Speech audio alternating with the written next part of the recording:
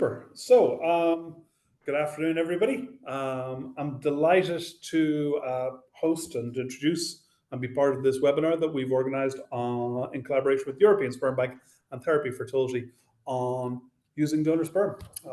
It's a critical part of treatment for an awful lot of couples and women. But there's generally speaking, a lot of confusion around it. So with me today, I have Bart Hartinga from the European Sperm Bank, and I have Carol Lozier. I'll let those guys introduce themselves. I hope anyway, that Bart's going to take the lead on most of this and go through some things. I'm here to answer any questions or answer some questions that we have around some of the commonly asked questions that we get around donor sperm and try to demystify that a little bit as well.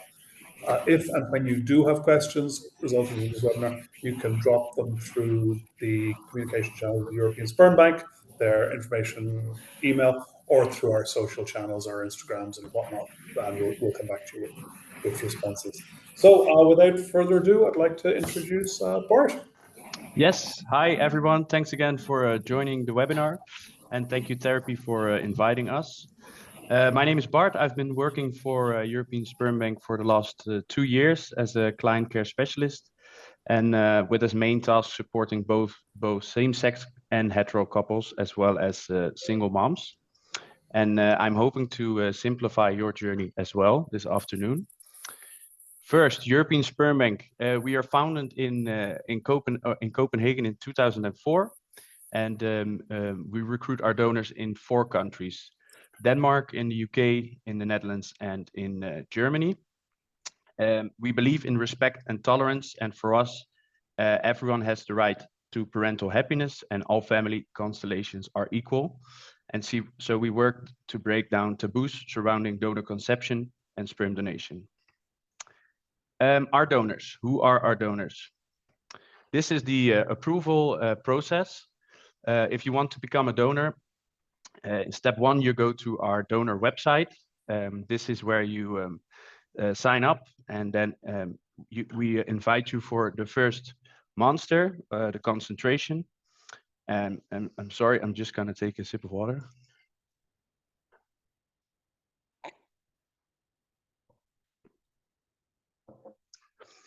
This is where you do your first monster, and we'll check your concentration. If this is good enough, we'll invite you again and do a second step and check the concentration again. In step 4, we do evaluation by our geneticist. Step 5 is the medical check. And step 6, we do a blood and a urine sample. In step 7, we do a counseling, and we will collect all the information that we put in the profiles. On average, 5 to 7% of the guys that apply are being accepted. To look a little bit further into step 4, this is the approval. This is where the medical team reviews the family medical history of the donor candidates. And in addition to the medical checks and the screening that all our donors potential donors undergo, we also ask them to provide us with as much information as possible about the health of their family members, preferably 3 generations back. This information will later be found in the donor's profile, and all the medical summaries of our donors are evaluated by our medical team, and there has been found no additional risk for the child. But this information can nevertheless be very useful. Step 6, this is where we do the blood and urine samples are collected and tested for a large number of infectious diseases and recessive genetic diseases. These you can see here on the slide. In addition, a chromosome analysis is performed. This is what we call karyotype, and the results are evaluated and approved by our medical team. And I am aware that I'm sharing a lot of information right now, but we do free counselings, and I will tell you all about that in the end of the presentation, how to contact us, and we can get into depth about the information. Then the donor profiles. First of all, the most important thing is to sign in with a free account. That's very easy to make. It takes about 2 minutes. And yes, this is the profile.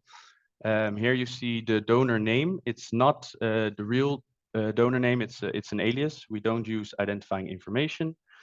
They're typically 10 to 15 long and 10 to 15 pages long, and they contain a detailed staff description of the donor.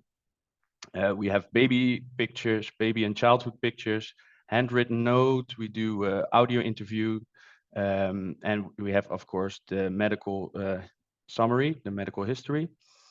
We really try to make these profiles as visually pleasant as possible. Choosing a donor.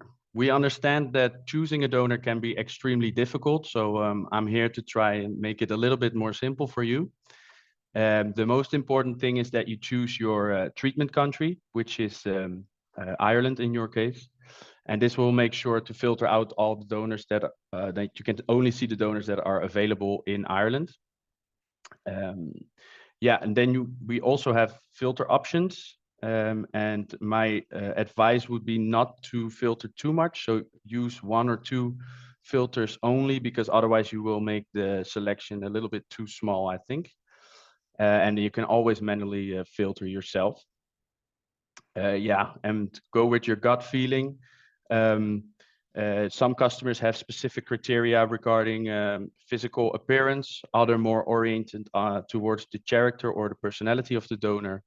All criteria are perfectly fine, and we do not judge at all. The most important thing, I think, is that you feel good with your choice and that you have a good feeling. Then you can also consider doing a photo match. This is an option we also have on the website.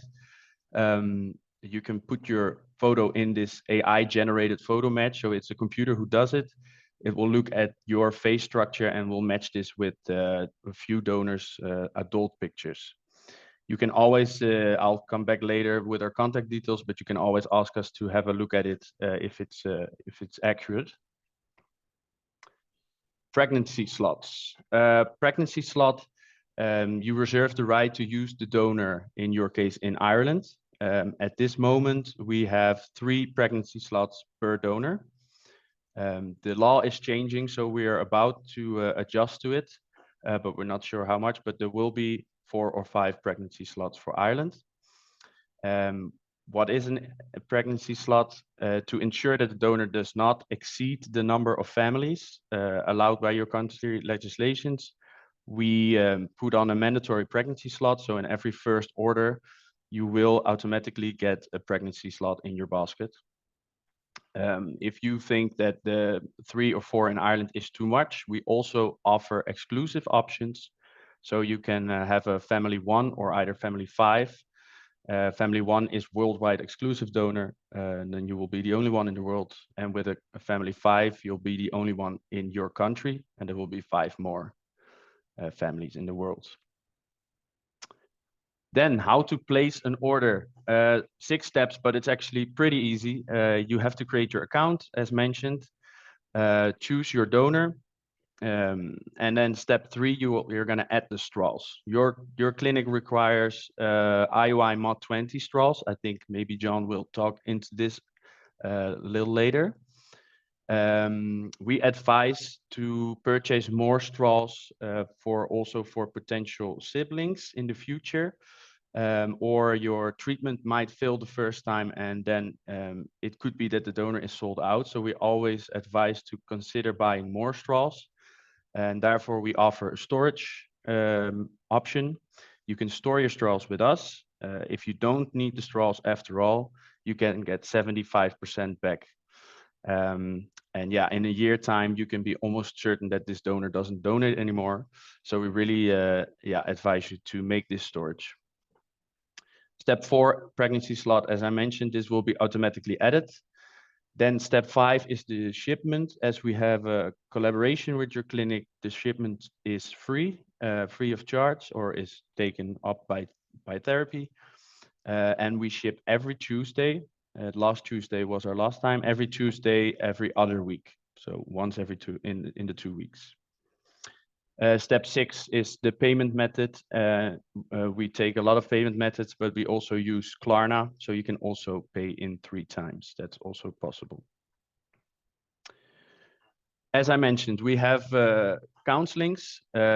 We understand it's a lot of information and there's a lot to think about. We have in-depth personal consultations. You can book them on our website. In the top of the website, you can find this. So you go to europeanspermbank.com, and on the top you will find sign up for a consultation, and then you'll get either me or my lovely colleague Anna, because we are responsible for Ireland, and we can explain you anything or all the questions you might have. We can give you a general overview of the process. We can help you find a clinic. We can make the final decision about which donor to choose. We can help you find a new donor if your preferred donor is not available anymore, and many, many other things. This was my presentation already. If you want to get in touch with us, we have a very big and good client service. I have some lovely colleagues, and you will reach us at info@europeanspermbank.com. We'll answer in one day, and you can also always call us. So yeah, thank you for your attention. Back to you, John, I think. Thank you. Thanks, Bart. So look, firstly, thank you. I think that's fascinating. I love that picture of the donor information. That's something that we, as working on this side of the table, just don't see. And I think it's just really, really insightful. I'm going to talk a little bit about how donor sperm works in Ireland in therapy fertility. I'm going to kind of try to talk a little bit about what patient experiences are, what the feedback we get on, hey, this was the thing, this was the thing, this was the thing, and how pregnancy slots work, and some of the commonly asked questions that maybe you need to worry about, maybe you don't. And then we'll throw over to Carol a little bit for the logistics side of things in terms of when you order, when the sperm arrives, and when things are ready. And again, to talk that little bit about the differential that she would see in terms of the motility of the sperm, the quality of the sperm, and why we do it the way we do it. So the first most common little truism that I found is that the first time you go online to look at donor sperm, you won't actually do it. Your brain will absolutely slide off the whole thing, and you'll back away and go back to it a slightly later date. So that's by far and away the most common thing we get told. The other thing we get told is that you start off with a big list of criteria and gradually whittle that down. The third thing we get told is, wow, I thought there'd be more donors. Once you move to a specific country, like Ireland, where the donors have to sign up to be compliant with the Irish legislation, and you're only using MOT20 straw, you're only MOT20 sperm, you're using high quality sperm, that availability does drop down. And a lot of Irish people tend to look for the same broad characteristics, which means when donors come on stream, they tend to get snapped up pretty quickly.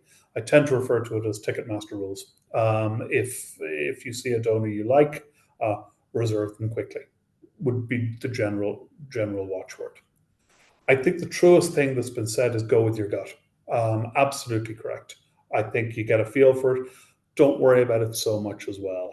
The joke I've used for years is when your children turn out awful, and they will, it's because you let TV raise them, and it's got nothing to do with the quality of the donor that was used in that regard. You got to take personal responsibility in that space. You will be getting healthy, screened sperm. Another thing we get asked is, what are the pregnancy slots for? So pregnancy slots, as Bart explained, this means that no more than 3 people will buy this sperm in Ireland, okay? It's an artificial restriction. There is currently no legislation in place that governs this in Ireland. There is in other countries. Some countries have higher limits depending on their population sizes. In Ireland, there is no limit at the moment. So this is a self-imposed limit that the European Sperm Bank is putting on themselves, to their credit. And it means you can be a little bit confident that there aren't multiple children being born with this donor. As I said, that number might go up. There's talk of introducing legislation in Ireland to increase the number of slots to 4 or potentially 5. We see in a draft legislation that says 4, but who knows what will happen there. I think it's really important to understand that all of this sperm is identifiable. And that's a critical change from, say, 10 years ago, when the vast majority of sperm that was used was anonymous. Now, what's the difference between identifiable and sperms? Well, anonymous sperm means that you don't know who the donor is, the donor doesn't know who you are, the donor doesn't know who the child is, and the child doesn't know who the donor is. What does identifiable mean? Well, exactly the same thing, pretty much, to be fair. You don't know who the donor is, the donor doesn't know who you are, the donor certainly doesn't know who the child or children are, but the child, when they are 18 years old, can get access to the identifying details of the donor. They're held in registers. European Sperm Bank hold a register, we hold a register, and the Department of Health in Ireland hold a register as well. So the child can get access to the donor's identifying information. It doesn't guarantee contact or anything like that. It just gets them the information.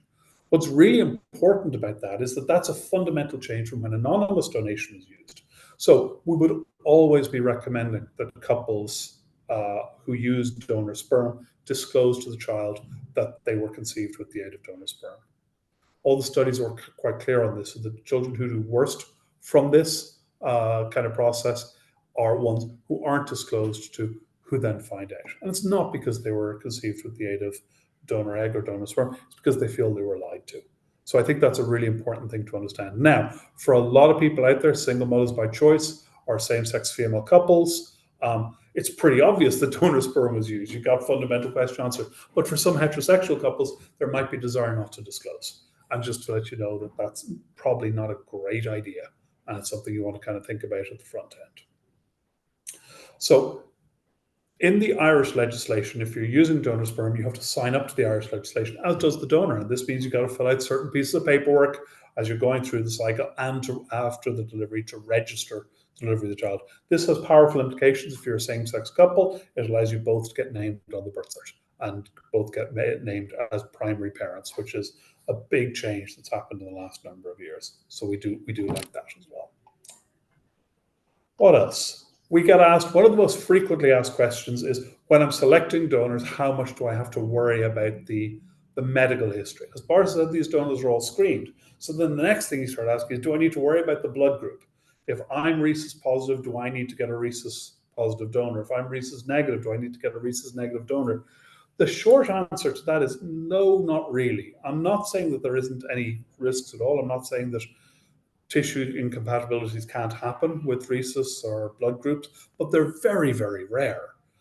And if you're going to be slightly overly simplistic about this, you can say is we don't screen or discriminate between partner couples, heterosexual couples where there's a male and a female and he's giving sperm, we're using their eggs. We don't check their blood groups to see if they're compatible. So why are we doing it with donors? So that's the first. The second one we get asked is around a thing called CMV. Now, some of you may be familiar with this. CMV stands for cytomegalovirus. It's a virus that causes a flu-like illness. It's very common. About 30 to 40% of all adults will have been exposed to CMV at some point in the past and cleared it themselves. There is a couple of years back, one of the international institutions, I think it was the British one, came up with a theory, and it is just a theory, that if you were CMV positive and then you were trucking along and then you reacquired CMV, which is very rare, then that wouldn't show up in your system and you could give CMV infected sperm, and that could theoretically be transmitted to an egg, to an embryo, to create a CMV positive pregnancy. It's never happened, at least to the best of my knowledge. There's never been a recorded case of this happening. So I think it was always an entirely theoretical risk. The problem is, if you are CMV negative, then you might be told, and you might read somewhere, that you should only pick a CMV negative donor, which would be fine if there were a high number of CMV negative donors. But there aren't. The vast majority of the donors are CMV positive because CMV is very common. So if you restrict yourself in that fashion, you're going to absolutely restrict the number of donors that will be available to you, and that's going to limit you severely. I do not think this is something you need to worry about. And I know, because I've had conversations, that the European Sperm Bank is rechecking this information, or rechecking the patient's CMV status to make sure there's no active infection at the time of the sperm donation, before the sperm is frozen. So we've got, one, the risk is theoretical. Two, it's never happened. And three, it's being accounted for and allowed for anyway. So if I can only take one message away from this, is probably don't worry about CMV. I don't screen my male patients for CMV to see if they're suitable for treatment, so I don't think you need to do it for sperm donors. Um, that's sort of most of my spiel. When you order sperm, you'll order it through Therapy Fertility. You'll be asked to do one or two things. Everybody using donor sperm in Ireland is required to attend one session of implications counselling. This is not therapeutic counselling. This isn't a sanity check. It's not to see if you're suitable to be a parent. It's an information gathering session. It's to talk you through the implications of using donor sperm, talk around some of the nuances around the legislation and the identifiable nature of the sperm that you're using. So it's very useful. I kind of liken it sometimes to getting married in a Catholic church. You need to go and do these stupid things beforehand. There's not a huge amount of value in it for a lot of people. For same-sex couples, it's like, of course, we're going to be using donor sperm. There's no implications to be thought about here. This is an entire waste of our time. But actually, you do tend to get some value out of it, and it's something you have to do. So you do your implications counselling. It's one session. It's half an hour. It's online. It's pretty straightforward to do. And then you order your donor sperm. As Bart says, you order that through the European Sperm Bank website. The only thing you have to tell them is it's for Therapy Fertility, and then we will sort out the rest. We will sort out the shipping and the logistics of the sperm and get it here. As you said, it's every other Tuesday. It's generally pretty quick. It doesn't delay treatments. It doesn't delay cycles. One thing that I don't think is being done enough, which I think we should do more of, is the notion of reserving extra straws in European Sperm Bank. It's probably a good idea. The game's changed a lot in this space. 10 years ago, if you had a child, you no donor sperm left, a lot of clinics go back to those donors and ask them to redonate if you wanted to have another. That's really not happening anymore. So what you get is what you get. And as Bart said, he's not trying to scaremonger. He's being absolutely genuine. The likelihood is that once all of those straws are gone, they're gone. Now, if you get the sperm shipped to here, it's your sperm. It can't be sent back, and there are a few things more useless than unwanted sperm. So if you have that situation, then you're a bit bunched. But if you leave the sperm in European Sperm Bank, you know it's only going to take 2 weeks to get here, and you know that in the event that you don't use it, you can get it back to them for 75% of what you paid. So there is an outlet. So it is something I would encourage people to do if they were looking at the same-sex couple, looking at maybe some kind of reciprocal IVF, or they wanted to think their partner was going to go through in a few years, or if you're doing IUIs and you think you might need a few multiple bites at the cherry. Okay. What I'd love to do is hand over to Carol, who is going to talk through the nuances of what we're looking for when we freeze sperm, what we're looking for when we thaw sperm, and how we use it.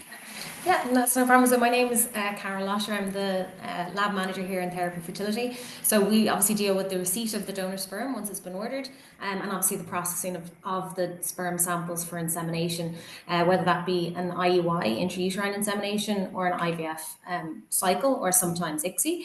So as Bart said, you order this donor sperm online, and we get deliveries every 2 weeks of donor sperm. So the good thing with that is that our deliveries are really efficient, and they happen regularly. So there's very little concern about having to order way in advance of when you require it. Any orders that have been placed and paid for with European Sperm Bank will automatically be shipped to us every second Tuesday. And they're received by us most likely on a Wednesday or Thursday. Even as a patient, you'll get a notification from the courier to inform you that it's arrived with us. And then we'll, again, once we unpack the sperm, confirm we have it in storage, we'll send you a portal message through our medical record system just to let you know that it's arrived. And from then your treatment can be commenced. So it's important to know that we need to have donor sperm on site before you can start your stimulation medication. And that's just to make sure that we're all lined up, ready to go beforehand. So I think that's the kind of most important part. And I guess it's also for you to be aware that when we do receive the donor sperm, there's a lot of checks that take place. Of course, it's shipped on liquid nitrogen, so it's very cold, and we have a lot of checks in place to ensure the quality of that donor sperm during transit and during unpacking, and all of the paperwork is checked. Again, we're just checking that what's been ordered has been received, but we are also checking the viral status of the donor, and all of the documentations line up to what we're expecting. So that's kind of the unpacking side. As John, I think, has mentioned already, for all of our cycles here in Therapy Fertility, we ask to order one single straw of a quality of donor sperm called MOT20, so MOT20, and IUI is the quality. So IUI, there's two types, IUI and ICI, but we ask for IUI to be ordered, and this is a prepared sample of semen. And this is a high quality semen sample, but it requires no preparation from our side. It's already been prepared. The motility 20 or MOT20 just represents the total motile count within a straw. So the way it's described for a MOT20 straw, that's 20 million motile sperm per mil. Each straw is half a mil. So in each straw that you're getting of IUI MOT20, you're getting 10 million motile sperm in that straw. Of course, that sounds like a huge amount, but it is important that we do get good quality sperm and that we have enough. Often we get questions as, will we accept an IUI MOT10 or an ICI straw? We keep it really simple, IUI MOT20, for one reason, and that is that one straw is suitable for an IUI cycle or an IVF cycle. And if required, of course, we can perform ICSI, where we inject a sperm into each egg. It also, if we did use a MOT10, for example, we may require 2 straws to be purchased. So it actually is more cost effective to order one MOT20 straw. And that's kind of the process that we follow, and it's worked very well for us. We don't want to compromise on quality of the donor sperm. And in general, when we're doing IVF as well for all of our, so if you're doing an IUI cycle, will be 1 straw per IUI treatment. And for IVF, it'll be 1 straw per IVF cycle. And from that, hopefully you get lots of embryos created, and then that will hopefully lead to fresh transfers, potentially frozen embryo transfers down the line. So the way we would advise is to order 1 straw to be delivered to the clinic at a time. Of course, because our deliveries are quite frequent, if you had a second or subsequent cycle, you can advise ESB, if they're holding it within ESB, to ship another straw to us. And then we can have it ready for your next treatment cycle. So you can do as you wish. You could, of course, get 3 straws delivered to us, and knowing that you might do 3 IUI cycles, or you might decide to hold some with ESB, depending on how that treatment goes. So that's the main part with the ordering. When it comes to using donor sperm, it's quite simple from our side, really. It involves the thawing of donor sperm. There's minimal preparation for an IUI cycle. We normally thaw the donor sperm. We, of course, check the count of that sperm, the motility of the sperm, and the sperm is prepared for the insemination. IVF is also very similar in that the sperm is also washed well, and we confirm the total motile count and also the concentration required to inseminate the eggs or the oocytes for an IVF cycle. For the most part, IVF is perfectly fine when we use donor sperm. Depending on the patient's medical history, it might be recommended, the doctor may recommend to use ICSI, where we inject a sperm into an egg. But for the vast majority of cases where donor sperm is required, IVF is the treatment type. And this is where there's no male factor element. We have sperm that's moving really well, and the sperm is inserted into the dish with the eggs, and the sperm find their own way into those eggs. So that would be the most common way in which donor sperm is used. So yeah, it's quite a straightforward process, and like that, we're always on the portal and available to answer queries and questions if you have any relating to what donor to order, or if you're a bit confused about that. At any point during the process, we can always help you along the way. And I would really strongly recommend contacting ESB for their free consultations. So they run a 30-minute consultation online, which you can book. And they can go through a lot more detail, I guess, on their side of the process as well, and the other options that are available when it comes to that. So that's probably all on my side. Thank you, Carol. We just have a couple of questions in. If John, if you don't mind answering, the first one is, how many straws do you recommend buying for IU, a single mom, 30 years old, and would like the possibility to have more kids in the future? So I think that speaks to the point we made. Certainly you need 1 to start, but it's probably not a bad idea to get 2 or 3. The problem, one of the challenges with IUI is that if it doesn't work, generally speaking, immediately after the negative pregnancy test, you want to get back into an IUI. And despite the fact we're getting sperm delivered very quickly and regularly here, that 2-week window does make things tight. So if you want to run IUI to IUI to IUI and go bang, bang, bang, which is generally speaking what we would recommend with respect to IUI, then we would be saying you probably need to get 2 or 3 straws delivered here to the clinic to kind of protect yourself from potential delays on that front. Although if you're happy that you kind of leave a rest month in between them, then you could buy one, reserve the others up in the European sperm bank, you know? And just to confirm that Therapy Fertility do offer sperm storage as well. Oh, of course. Yeah, no, I mean, well, once your sperm is here, we store it here. You've got to pay for that on a monthly basis. I think it's $22.95 per month, HD Netflix. But it's a monthly payment. And the minute you stop wanting to use the straws, that payment stops. Yeah, and I guess just to add there, the main reason, like, we will absolutely store donor sperm here, no problem. It's just at a point, if you order a lot of donor sperm and you end up not requiring it, it's not possible for us to send that donor sperm back to ESB to get any sort of refund. So once it is shipped to Therapy Fertility and it's in storage, you may have one round of treatment or have a lot of embryos created with IVF, and you may not need that surplus donor sperm. And just to be aware, in that event, there's no way of returning that to ESB and getting any refund on it, when that's the only reason for that advice. But of course, we can store donor sperm. Thanks, Carol. We just have another message. I think it was answered, but if we just run through it again, is it common and easy to get a one-time donor so no one else can use it around the world? So Bart, I think you might have touched on that. Yeah. If you wouldn't mind just answering that again, thank you. Yeah, you can just reach out to us to our info@europeanspermbank.com email, and or call us, of course, and ask for a family 1 donor, and then we'll go through the characteristics with you that the donor has to look like a little bit, so we know a little bit, and then we'll send you the exclusive donors that we have available. And we have family 1 packages, so 1 in the world, family 5 in the world, 5 families in the world, 1 per country exclusive. And then we have family 15, where there's only 15 families in the world. So, and Bart, I presume there's a cost differential between those. Yes, there is. Yeah. For the family 1, you pay 39. I would imagine it's. Yeah. Sorry, go ahead. There. Yeah.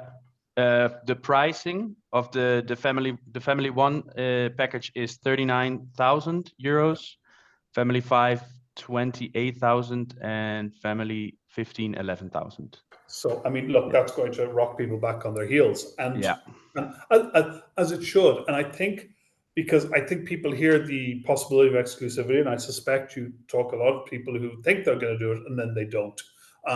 Because they look at the cost, they go, hang on, this doesn't make any sense. And again, you have to bear in mind that these donors are identifiable. And then, and I'm not trying to sugarcoat things for you guys, but you could see from the slides that Bart presented that most people who apply to be sperm donors get turned away.